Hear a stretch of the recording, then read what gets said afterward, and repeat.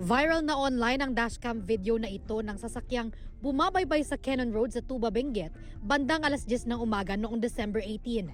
Sa video, makikita ang isang SUV na nakaparada sa gilid ng kalsada at may isang babaeng nakaupo sa concrete barrier.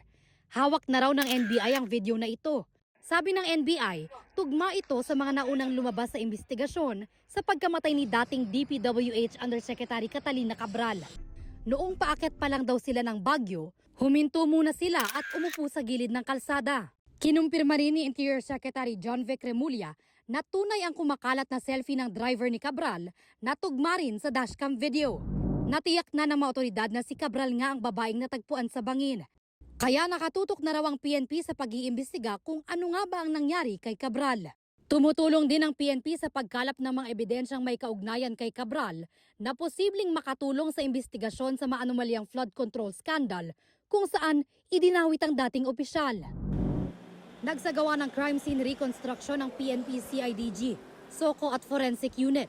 Isinalaysay ng mga nagpapatrolyang pulis kung paano nila sinita si Cabral at ang driver nito nung unang beses itong pumarada sa gilid ng Cannon Road. Nandiyan po nakaparado dyan.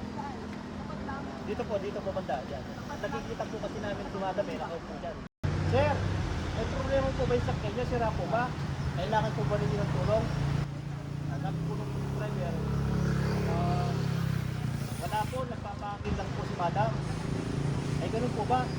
O sige, kung ganito na lang po, maghanap kayo ng ibang parkingan, probada po yan, baka mabangga kayo ng mga dumadating na sakyan. Maghanap po kayo ng safe na parkingan na malilim. Ganito katarik ang bangin kung saan nahulog umano si dating DPWH Undersecretary Catalina Cabral.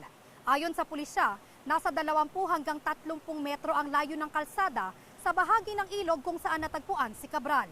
Hindi pa binigay ng pulisya ang resulta ng pagsusuri nila.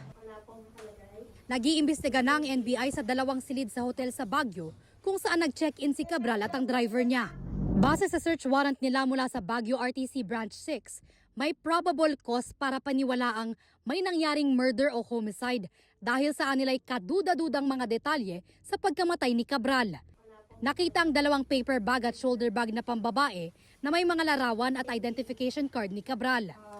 Nakita rin ang mga credit at debit cards, mga susi, legal documents, prescription drugs at ilan pang mga papeles habang wala namang nakitang kahit anong electronic gadget sa kwarto.